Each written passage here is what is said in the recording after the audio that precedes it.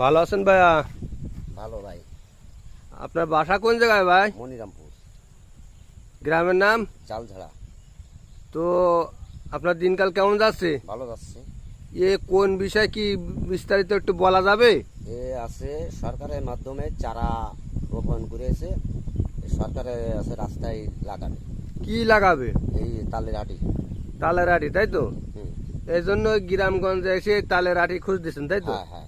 তো আপনার পারিশ্রমিক কিরকম দেবে পিস প্রতি? ও 50 পয়সা করে আটি। আটি 50 পয়সা করে।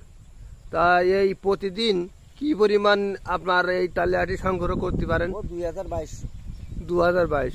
দেখা যাচ্ছে আপনার 5 দিনই কিরকম থাকে? 5 দিনই ধরেন 10,000 টাকা। 5 দিনই 10,000? না না, 5 দিনই 1000। পার দিনই মানে আজকের দিন 1200-1300 মানে প্রতিদিন 1200, 1300, 1400 হতে পারে, মানে আপনার পরিশ্রমের উপরে নির্ভর। তো এই কাজ কতদিন ধরে করতেছেন? ধরেন মাসখানিক। মাসখানিক। আর কতদিন পর্যন্ত যাবে এই করবেন এটা? এখনো 20-25 দিন যাবে।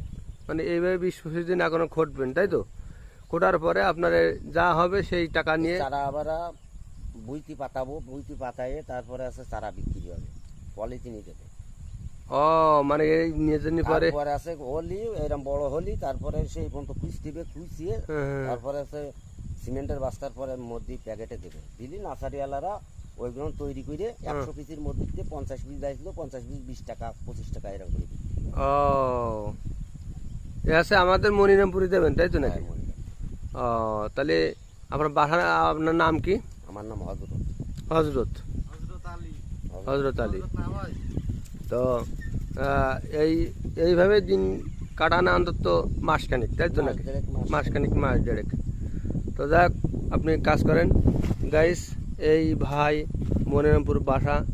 যাক, প্রতিদিন আমাদের এই গ্রামগঞ্জে আসে তাল গাছের থেকে তালের আছে আপনার আঠি বা তাল নেওয়ার জন্য। এই সরকারের তরফ থেকে তালের চারা দেওয়া হয়। এই তালের চারা দিয়ে যখন এই সিমেন্টের বস্তার মধ্যে দিয়ে মাটি ভরাট করে ওর ভিতরে একটা করে আঠি পাতানো হয়। সেই আঠি যখন বড় হয় তখন 20 থেকে 50-100 টাকা পিস প্রতি বিক্রি করা হয় দীর্ঘদিন পরে।